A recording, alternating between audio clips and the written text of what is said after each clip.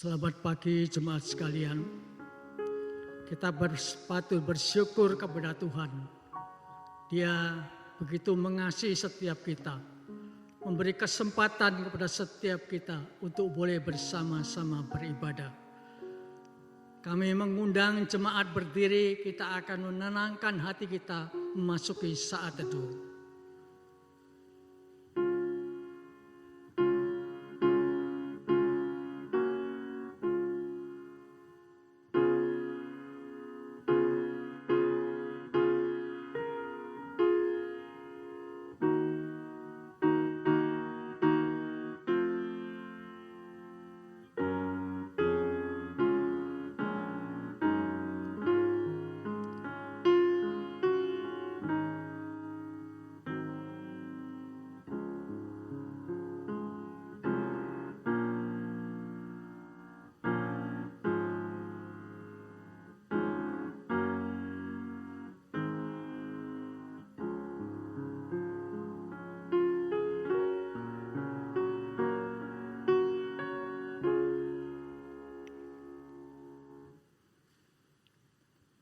Sesungguhnya kita yakini bahwa ibadah kita pada pagi hari ini diselenggarakan atas pertolongan adalah dalam nama Allah yang menciptakan langit dan bumi. Damai sejahtera dari Allah Bapa, Putra dan Roh Kudus menyertai kita. Amin. Mari kita meninggikan dan memuliakan Tuhan melalui PPR nomor 2, hormat bagi Allah.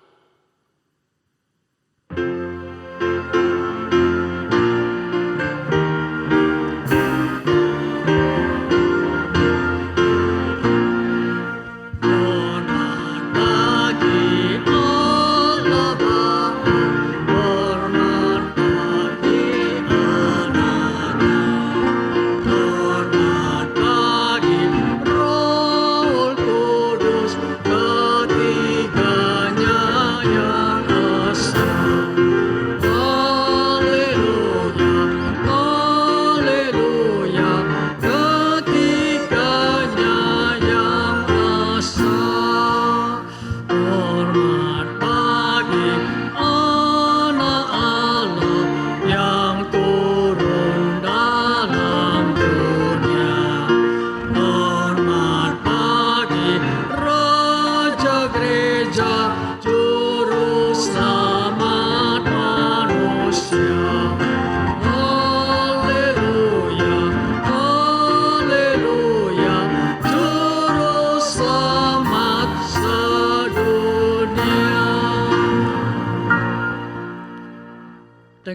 mempersembahkan firman Tuhan sebagai landasan ibadah kita pada pagi hari ini.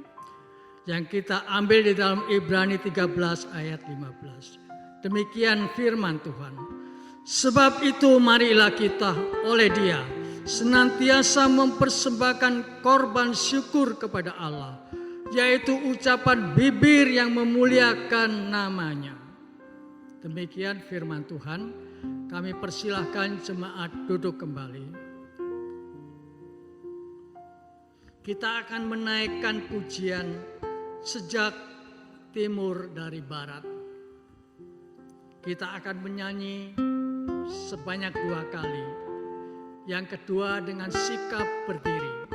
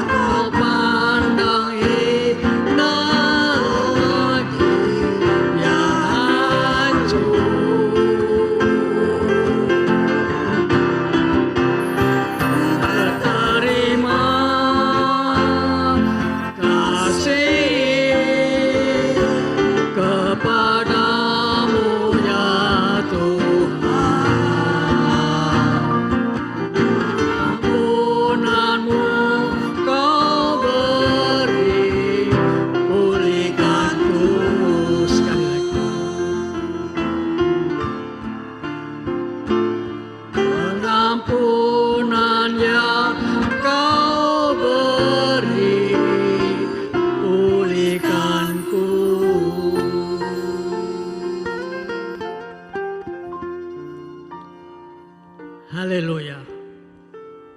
Puji Tuhan, pengampunan yang Tuhan beri itu adalah pilihanku. Kini tiba saatnya kita akan mengaku dosa kepada Tuhan. Mari kita mengambil waktu sejenak, kita bersama-sama berdoa.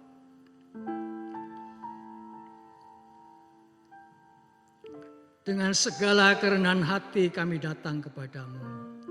Kami menyadari atas segala keterbatasan kami. Bahkan di dalam kehidupan kami sering melakukan banyak dosa dan pelanggaran. Kami mohon Tuhan sendiri yang berkenan menyucikan, melayakkan kami. Agar kami mempunyai kekuatan pertolongan daripada Tuhan. Untuk belajar mengubah hidup kami senantiasa boleh bersandar daripada kekuatan Tuhan sendiri. Terima kasih Bapa di surga. Sekali lagi kami berdoa menyerahkan akan pengampunan-Mu kepada setiap kami. Ampuni segala dosa dan pelanggaran kami Tuhan. Hanya di dalam nama Tuhan Yesus kami sudah berdoa dan berserah. Amin. Kita sudah bersama-sama berdoa di dalam pengampunan dosa. Kami percaya dan yakin bahwa Tuhan akan mengampuni segala dosa dan pelanggaran kita. Selanjutnya kita akan mendengarkan berita anugerah yang kita ambil di dalam 2 Korintus 5 ayat 21. Demikian firman Tuhan. Dia yang tidak mengenal dosa telah dibuatnya menjadi dosa karena kita, supaya dalam Dia kita dibenarkan oleh Allah. Selanjutnya kita bersama-sama akan membaca petunjuk hidup baru, supaya firman Tuhan ini yang menuntun langkah kehidupan kami ke depan. Petunjuk hidup baru. Karena itu berjaga-jagalah. Sebab kamu tidak tahu pada nama mana Tuhanmu datang. Sekali lagi. Karena itu berjaga-jagalah. Sebab kamu tidak tahu pada hari mana Tuhanmu datang. Dalam Matius 24 ayat 42. Jemaat silakan duduk kembali. Kita akan memuji Tuhan di dalam PPR nomor 251, setia. Kita akan menaikkan pujian ini sebanyak 2 kali. Yang kedua dengan sikap berdiri.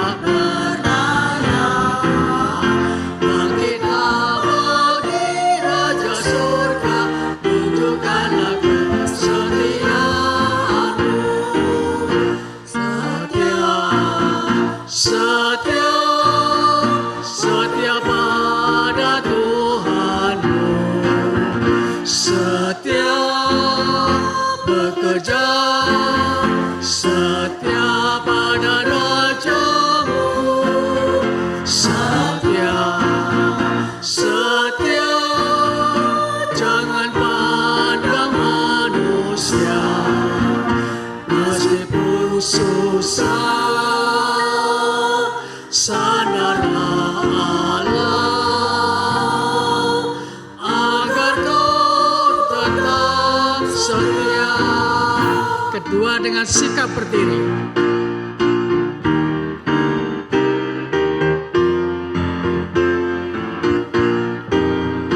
Meski kuasa iblis hebatlah dan serangannya tak terduga,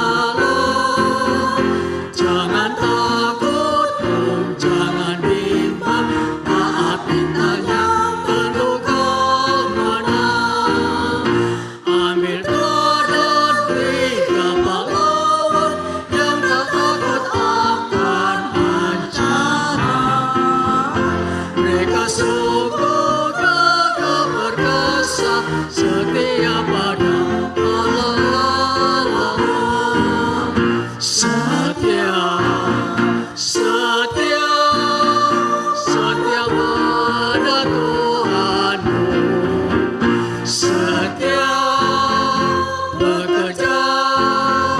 setia pada rajamu, setia, setia, jangan pandang manusia, meskipun susah, sandarlah Allah, agar kau tetap setia.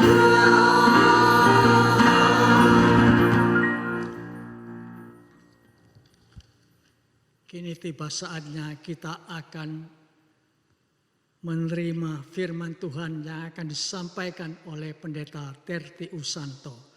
Kami persilahkan jemaat duduk kembali. Selamat pagi jemaat yang dikasihi Tuhan. Kita bersyukur kepada Tuhan pagi hari ini kita boleh bersama-sama berbakti dan belajar firman Tuhan.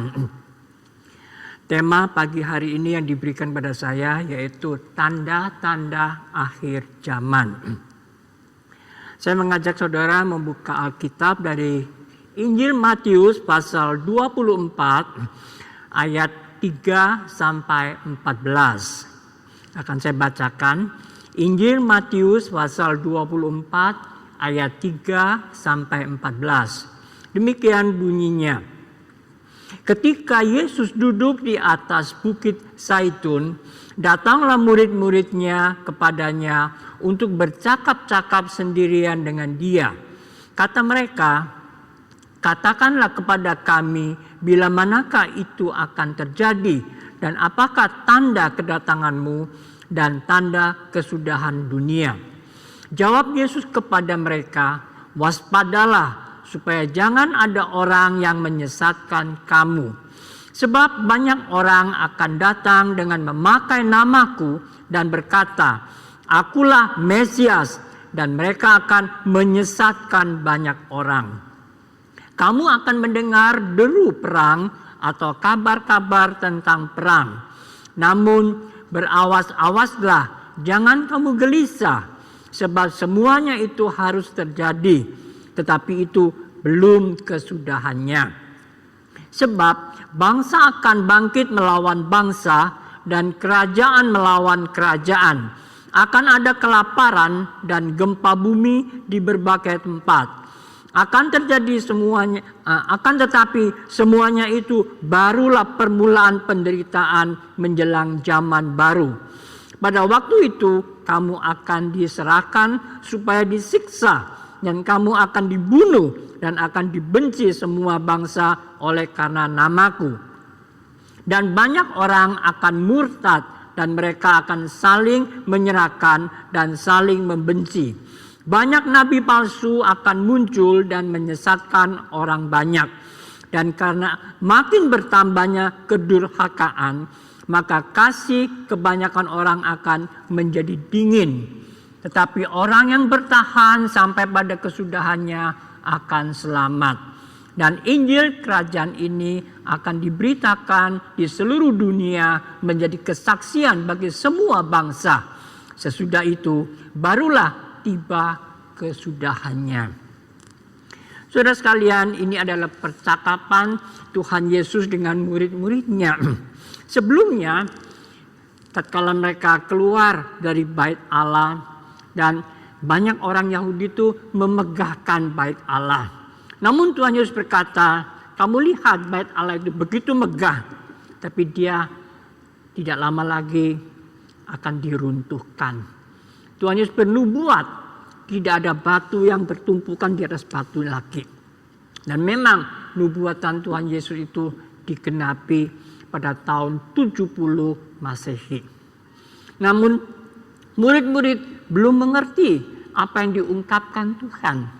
Maka setelah mereka keluar sampai di Bukit Zaitun, di sana hanya Tuhan Yesus dan bersama-sama murid-muridnya. Maka mereka bertanya lagi, ingin penjelasan yang lebih lanjut, lebih jelas dari Tuhan Yesus. Kapan itu akan terjadi? Bahkan karena Tuhan Yesus berulang kali membicarakan tentang akhir zaman, maka murid-murid bertanya, apakah ada tanda-tanda yang menunjukkan keadaan itu? Maka Yesus hanya dengan murid-muridnya itu menjelaskan apa yang sudah kita bacakan tadi. Memang Tuhan Yesus mengingatkan kepada murid-muridnya bahwa dunia ini akan diperbaharui lagi oleh Allah. Karena dunia ini sudah begitu rusak. Nah, perlu ada satu pembaharuan. Namun Tuhan Yesus mengingatkan pada murid-muridnya bahwa sebelum keadaan itu datang, sebelum akhir zaman, maka ada beberapa tanda-tanda yang jelas yang diberitahukan supaya mereka boleh mempersiapkan dirinya.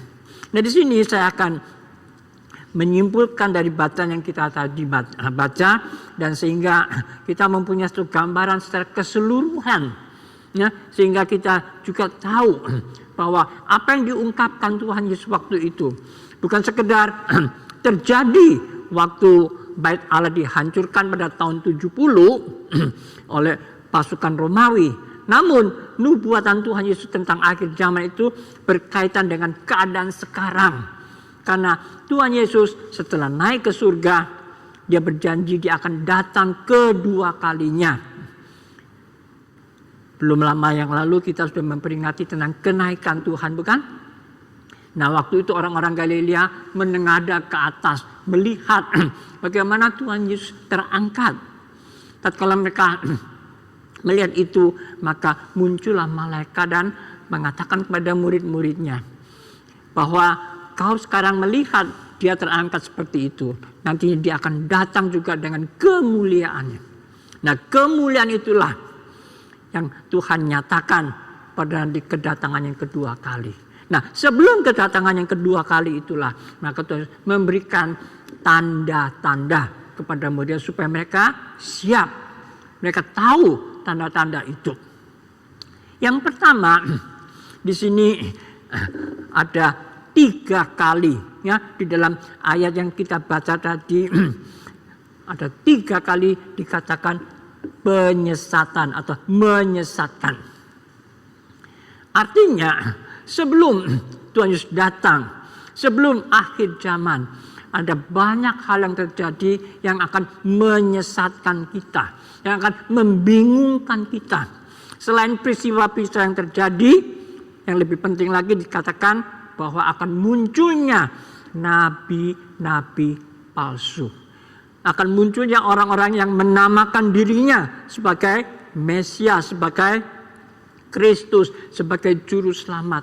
Ajaran-ajaran yang membingungkan sehingga banyak orang juga akan terbawa.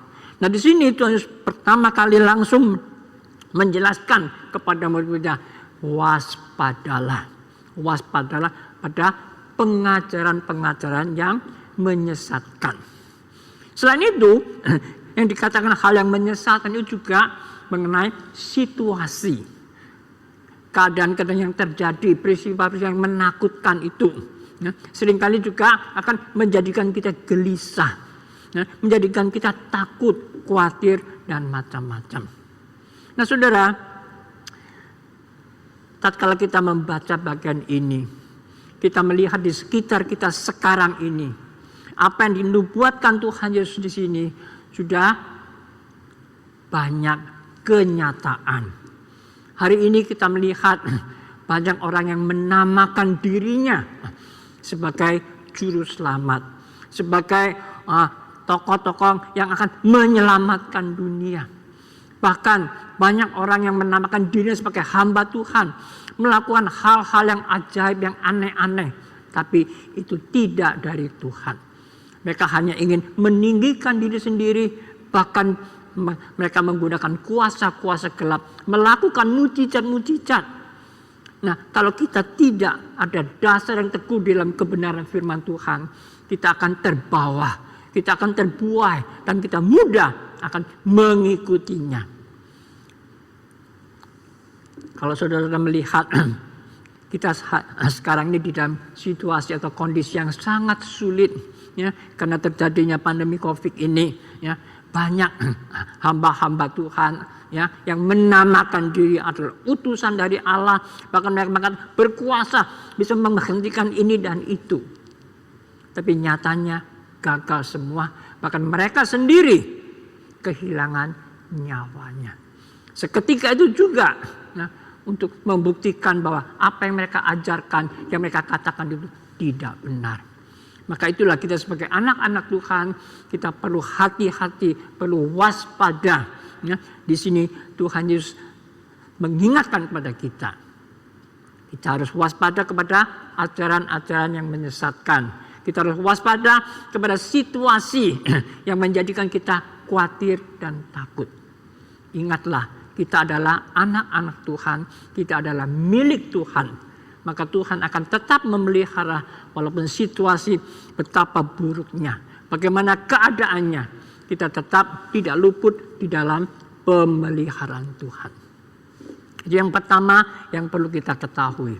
Yang kedua, di sini dikatakan di ayat 6 dan 7, dikatakan kau akan mendengar deru perang atau kabar-kabar tentang perang. Namun berawas-awaslah, jangan kamu gelisah, sebab semuanya itu harus terjadi, tetapi itu belum kesudahan. Sebab bangsa akan bangkit melawan bangsa dan kerajaan melawan kerajaan. Nah, kita lihat keadaan dunia sekarang ini. Di mana-mana terjadi peperangan. Peperangannya bukan antara bangsa dan bangsa yang lain, tapi antara suku-suku bangsa sendiri. Di Asia, di Afrika, di Eropa, di Amerika, di mana-mana. Ya, kita berita-berita perang hampir setiap hari ya, kita mendapatkannya. Mengerikan sekali ya, untuk keuntungan pribadi, untuk kekuasaan. Ya, mereka saling membunuh. Nah, disitulah kita melihat keadaan dunia sekarang ini. Tidak ada belas kasihan sama sekali. Mereka hanya ingin merebutkan kekuasaan, merebut hak milik orang lain. Ya, sehingga mereka saling menyerang. Demi ideologi mereka, demi kekuasaan, demi keuntungan pribadi-pribadi mereka. Mereka saling menyerang.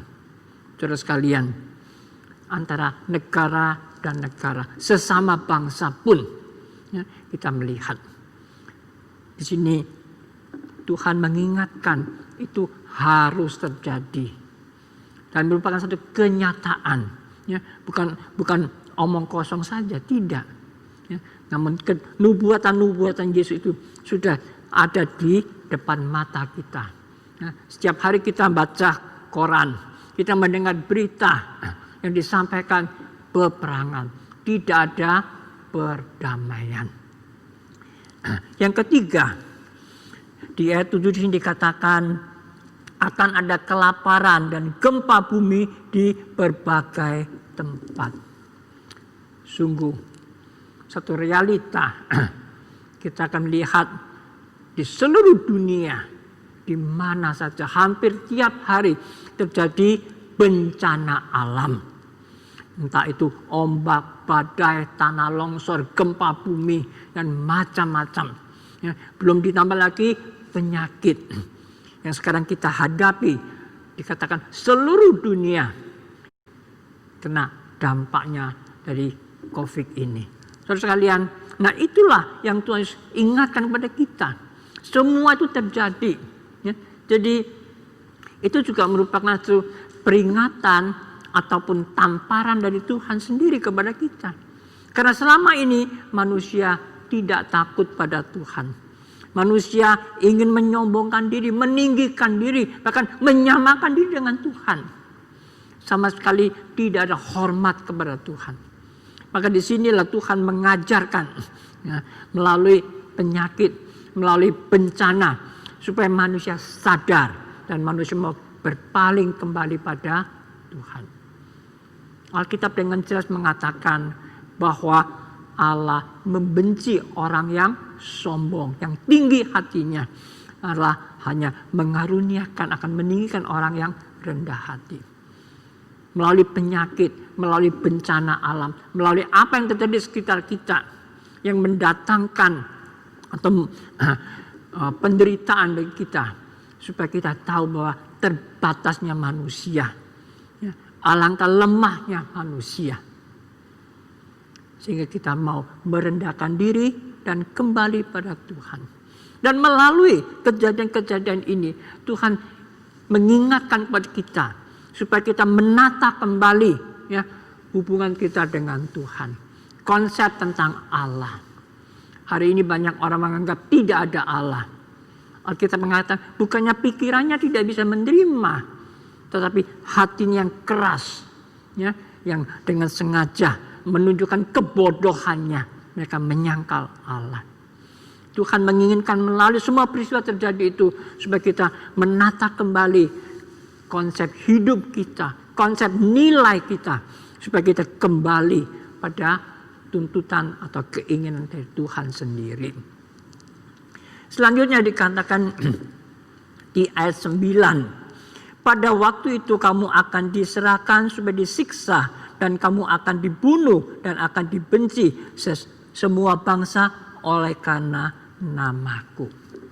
Nah, di sini Tuhan mengingatkan bahwa pada akhir zaman akan terjadi penyiksaan khususnya kepada pengikut-pengikut Tuhan Yesus Kristus. Sebagai orang Kristen, hari ini kita juga menghadapi begitu banyak tantangan. Hampir di seluruh dunia, di mana saja kekristenan bukannya diterima dengan baik. Ya, banyak tempat-tempat atau banyak orang-orang yang belum bisa menerima kekristenan. Sehingga banyak terjadi penindasan, penganiayaan, tekanan terhadap anak-anak Tuhan, terhadap gereja, terhadap pengikut-pengikut Kristus. Nah, di sini Tuhan mengingatkan pada kita, jangan heran kalau ini terjadi. Ya, memang pada akhirnya akan menjadi satu realita di dalam perjalanan hidup orang Kristen mengikut Tuhan. Ini juga merupakan satu tantangan, satu ujian bagi kita. Apakah kita mau tetap setia mengikut Tuhan? Ayat 10 dikatakan, banyak orang akan murtad dan mereka akan saling menyerahkan dan saling membenci. Saudara, nah di sini kita melihat keadaan zaman sekarang. Egoisme begitu kuat. Orang-orang hanya mementingkan diri sendiri. Mereka tidak memikirkan, tidak mempedulikan orang lain. Bahkan sanak saudara sendiri, anggota keluarga sendiri, mereka pun membencinya. Tidak lagi bisa menerima dengan kasih sayang. Nah, disitulah kita melihat keadaan. Asalkan aku mendapat kebaikan, aku mendapatkan materi, aku mendapatkan kenikmatan, urusan hubungan sesama itu yang nomor 2, bukan yang diutamakan. Ya, pokoknya aku yang diutamakan. Aku mendapatkan, aku menikmati. Biar kamu bagaimana, bukan urusanku. Tuhan Yesus datang ke dalam dunia oleh karena dia mengasihi, sehingga dia mau berkorban bagi umat manusia. Nah, kita sebagai anak-anak Tuhan, tatkala kita melihat keadaan seperti ini, kita pun juga tertantang. Nah, seringkali orang Kristen juga merasakan, ya sudahlah, diri sendiri tidak mau dirugikan. Mereka tidak mau lagi meneladani Kristus. Nah, kalau di dunia semua begitu, aku kalau nggak sama mereka, seakan-akan menjadi sekelompok orang yang aneh. Maka banyak orang Kristen pun juga terbawa oleh arus dunia ini, kehilangan cinta kasih. Mereka tidak lagi mau memperhatikan orang lain, ya, bahkan saling bermusuhan. Nah, disitulah Tuhan mengingatkan pada kita semua, janganlah kita meneladani dunia ini, karena kita adalah garam dan terang dunia. Seyogianya lah kita menyatakan cinta kasih Allah, ya, supaya melalui kehidupan kita sehari-hari kita menyatakan kasih, menyatakan pelayanan kita juga boleh membawa orang mengenal pada Tuhan kita. Ayat 12 dikatakan, dan karena makin bertambahnya kedurhakaan, maka kasih kebanyakan orang akan menjadi dingin. Saudara, kalau kita melihat keadaan sekarang ini. Hal-hal yang durhaka itu makin hari makin banyak, makin parah. Kemajuan teknologi malah membawa manusia menggunakan itu untuk melakukan kejahatan. Nah, disitulah kita perlu belajar. Kita perlu belajar. Memang Tuhan memberikan hikmat pada kita sehingga kita boleh melakukan ini dan itu. Seharusnya demi kebaikan sesama, bukannya untuk melakukan perbuatan jahat. Hari ini kita melihat medsos ya, media sosial ya. Setiap orang mempunyai HP ya. Dengan satu HP kita bisa berkomunikasi dengan seluruh dunia ya. Teknologi yang begitu canggih memudahkan kita berkomunikasi. Namun seringkali kita tidak bisa menggunakan dengan benar, dengan baik. Justru menggunakan teknologi ini kita melakukan penipuan, kejahatan ini dan itu. Nah, itulah realita. Ya, sehingga itu kembali menunjukkan hati manusia. Sebetulnya teknologi itu sendiri netral. Ya. Penemuan-penemuan itu kalau kita gunakan dengan positif, dengan baik, itu mendatangkan kebaikan bagi kita. Tapi oleh karena kejahatan hati manusia itulah sehingga menyalahgunakan semua penemuan-penemuan, kemajuan-kemajuan teknologi itu menjadi hal-hal yang durhaka, yang merugikan banyak orang. Nah, Tuhan menjelaskan semuanya ini kepada murid-murid waktu itu di dalam pembicaraan secara pribadi bahwa hal itu akan terjadi. Dan sekarang di hadapan kita merupakan satu realita. Coba bayangkan, waktu Tuhan Yesus mengatakan itu kira-kira 2000 tahun yang lalu. Dan murid-murid sudah lewat, sudah nggak ada lagi. Ya. Nah, kita yang sudah lewat 2000 tahun, berarti kita lebih dekat dengan kedatangan Tuhan yang kedua kalinya itu. Selang 2000 tahun, kita makin menikmati kemajuan dan perkembangan dunia sampai hari ini. Dan Tuhan sudah mengingatkan, jangan kaget, jangan heran, itu baru permulaan.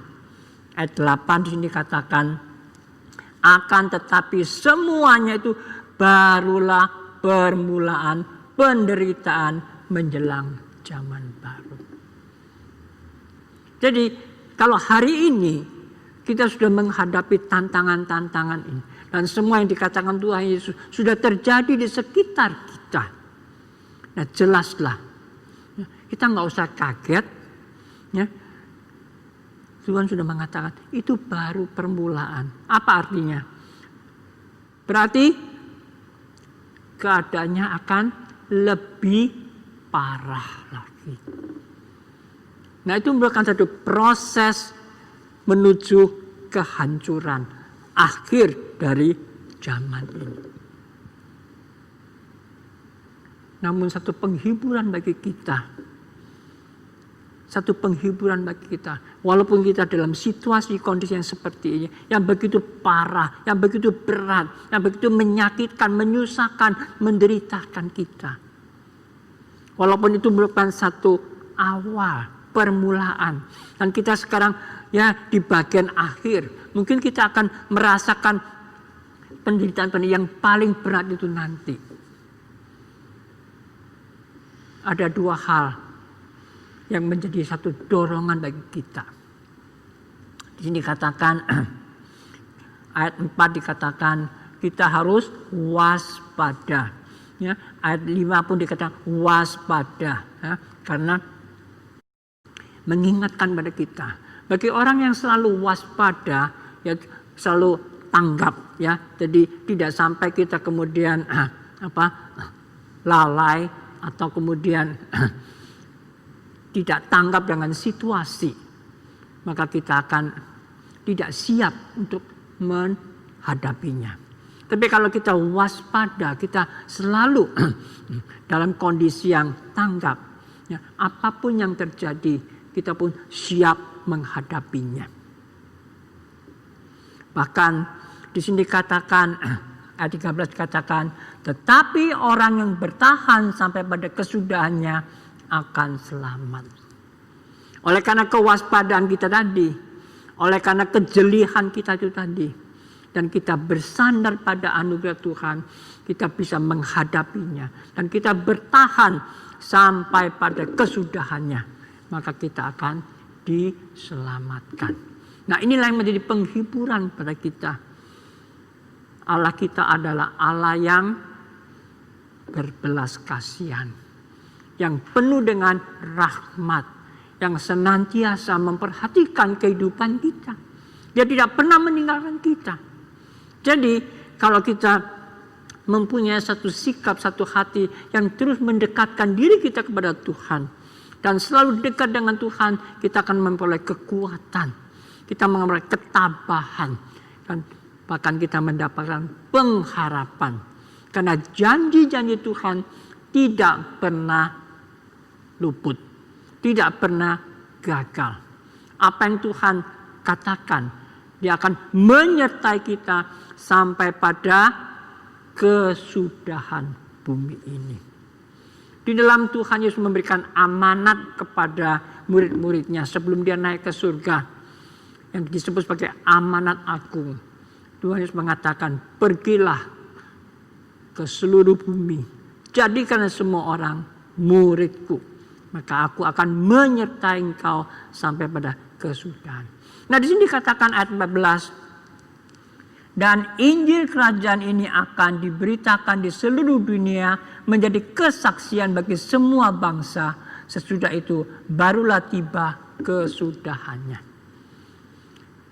Tuhan Yesus mengingatkan pada murid-muridnya. Semua keadaan begitu jelas akan terjadi. Kamu akan bertahan sampai pada akhirnya. Tapi jangan lupa, di dalam kamu bertahan itu, jangan berhenti mengabarkan Injil. Dengan kata lain, kita melihat dua hal yang sejajar. Satu hal yang begitu menakutkan, yang merusak, yang mengacaukan, mendebarkan, mengkhawatirkan, menyengsarakan, banyak hal terjadi. Tapi di sisi yang lain, Injil Tuhan akan tetap terus dikabarkan untuk mengimbangi ini. Sehingga melalui penginjilan inilah, maka manusia disadarkan. Manusia diajak untuk kembali berpaling kepada Tuhan. Kita bersyukur sampai pada hari ini. Melalui teknologi, melalui missionary, melalui ketekunan, kerajinan bagi anak-anak Tuhan, hamba-hamba Tuhan. Mereka pergi ke pelosok-pelosok dunia untuk mengabarkan Injil. Sehingga apa yang dikatakan di dalam ayat 14 ini menjadi satu realita. Hari ini boleh dikatakan seluruh bangsa di dalam dunia ini mereka memiliki Alkitab sesuai dengan bahasa mereka masing-masing. Boleh dikatakan hampir seluruh bangsa di dunia ini, mereka ada kesempatan untuk mendengarkan Injil. Nah, disinilah kita melihat di dalam kesulitan tetap ada pengharapan. Di dalam kesulitan tetap ada satu dorongan kita bersemangat untuk melayani. Sehingga kita sebagai anak-anak Tuhan yang tinggal di akhir zaman ini, kita menyadari realita yang dikatakan Tuhan Yesus. Tapi kita juga menyadari tentang tanggung jawab yang harus kita lakukan. Sekali lagi, 3 poin yang penting di dalam pernyataan Tuhan Yesus ini yang perlu kita ingat.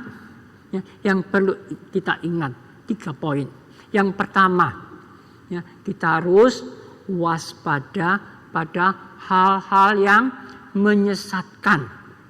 Baik itu nabi-nabi palsu, ajaran-ajaran yang tidak benar, ataupun situasi, informasi yang kita dapatkan itu. Kita perlu kebijaksanaan dari Tuhan, hikmat dari Tuhan untuk memilah-milah, untuk membedakan mana yang benar, mana yang salah.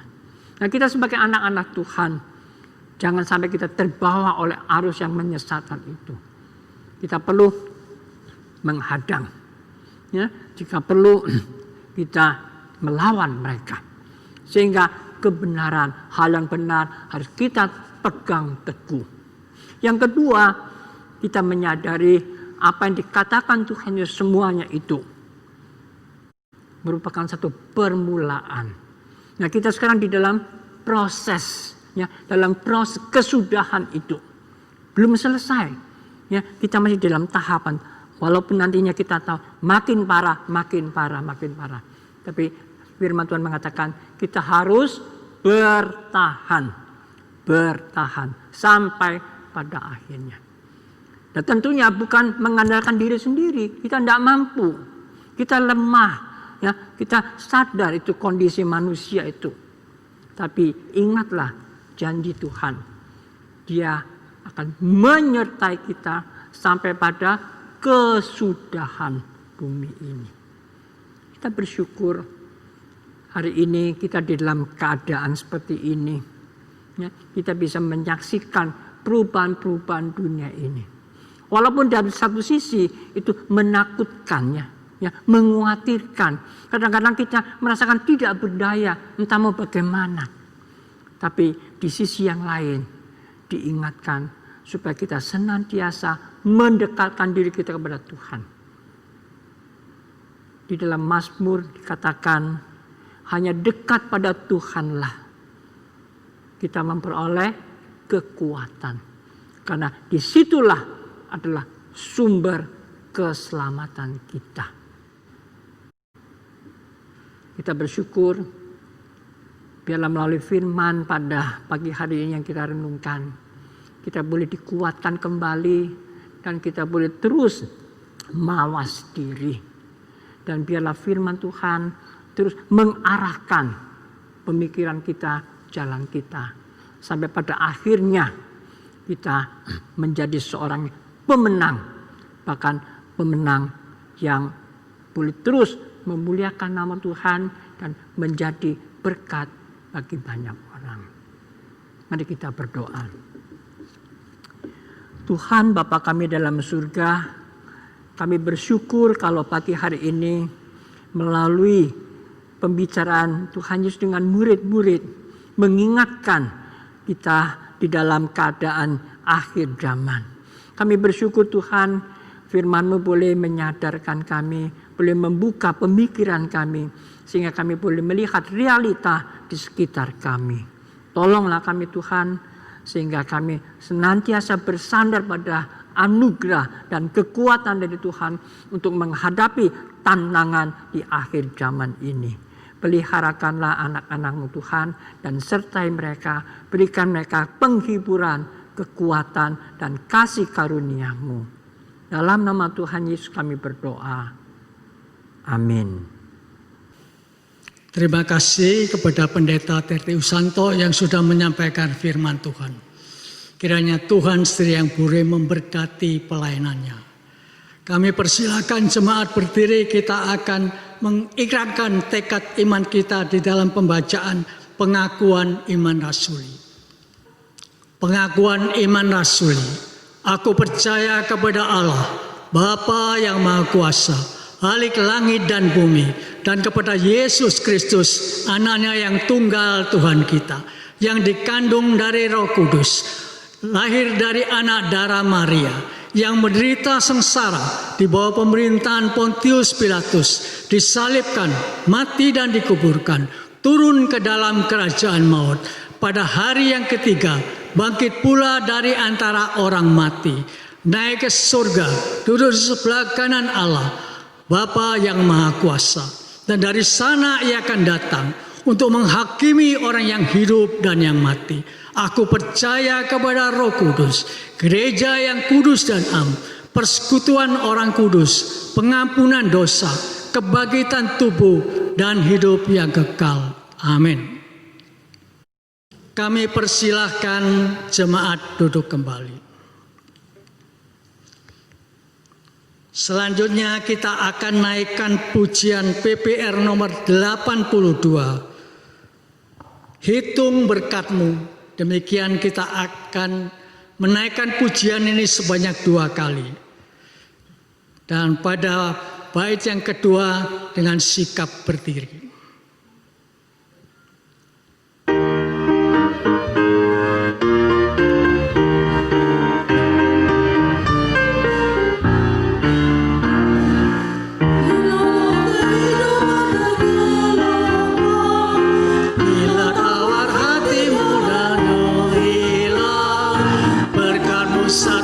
Satu hitunglah, lihat berkat Tuhan memberkati.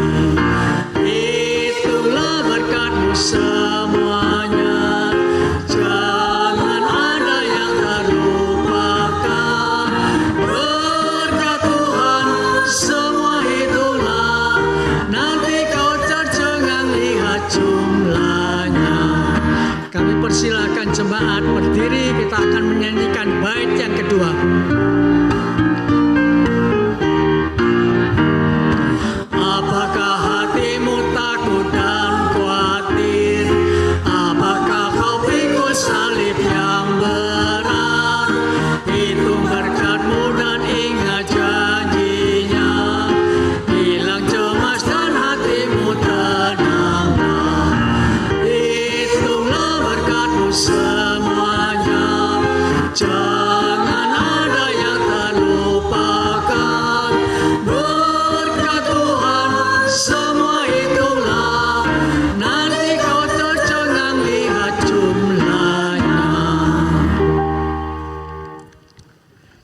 Kita tetap berdiri, kita akan menaikkan doa persembahan dilanjutkan dengan doa syafaat. Tuhan, kami bersyukur atas pemeliharaan Tuhan yang sudah Kau nyatakan di dalam kehidupan kami. Kami juga bersyukur atas kesempatan yang diberikan. Kami boleh mempersembahkan apa yang asalnya dari Tuhan sendiri. Kami mau menyerahkan akan persembahan ini ke dalam tangan pengasihan-Mu.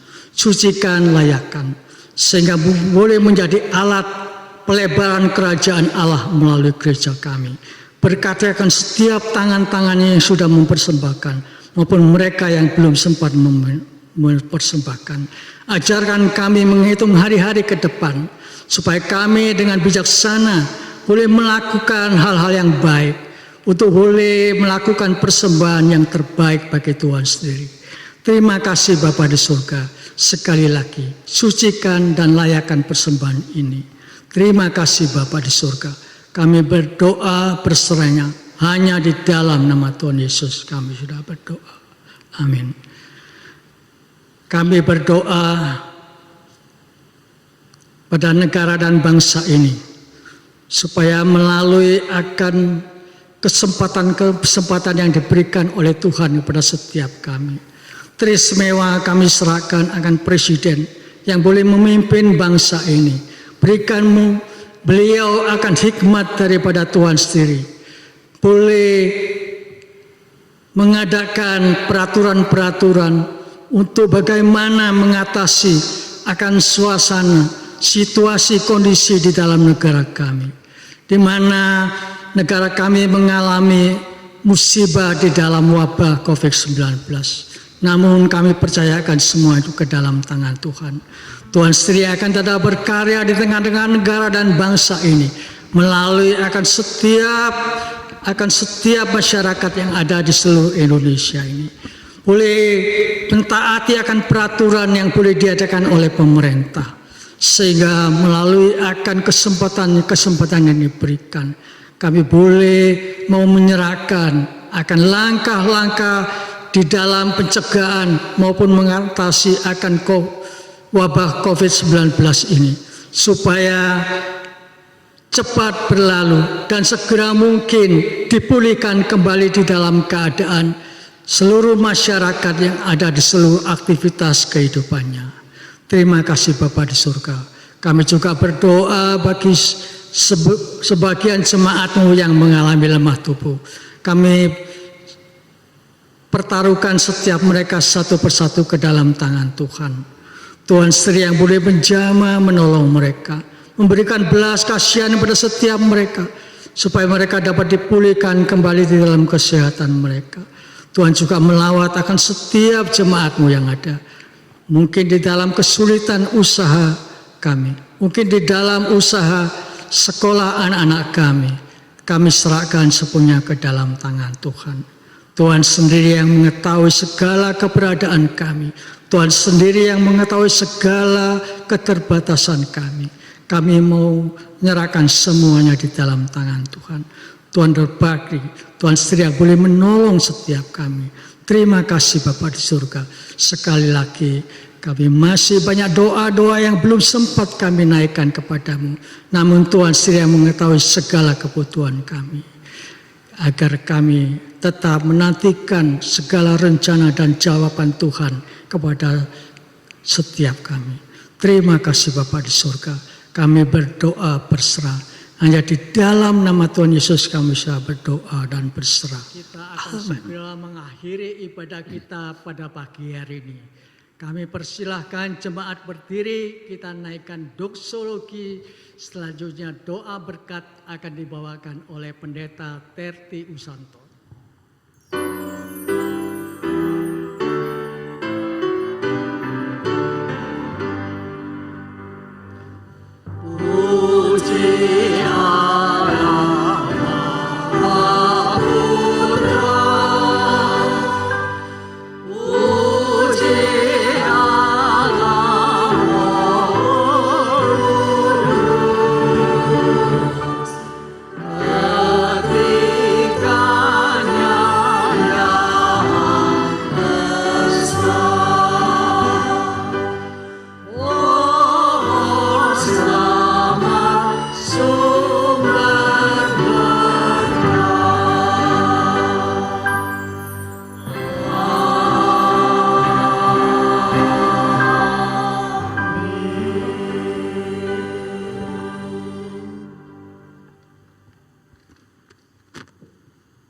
Jemaat yang dikasihi Tuhan, arahkan hatimu kepada Tuhan dan terimalah berkat-Nya.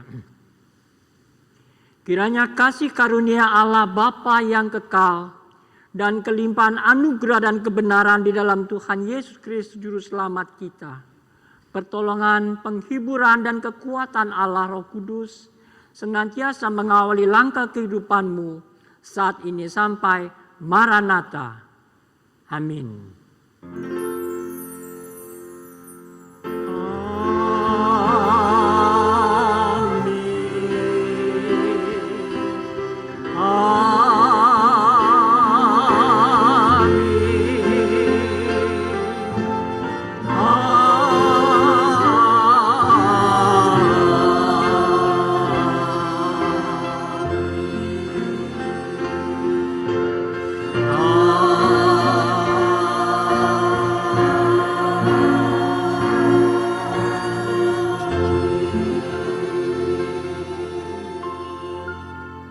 Jemaat dipersilakan duduk, doa teduh dan kebaktian selesai. Tuhan Yesus memberkati. Amin.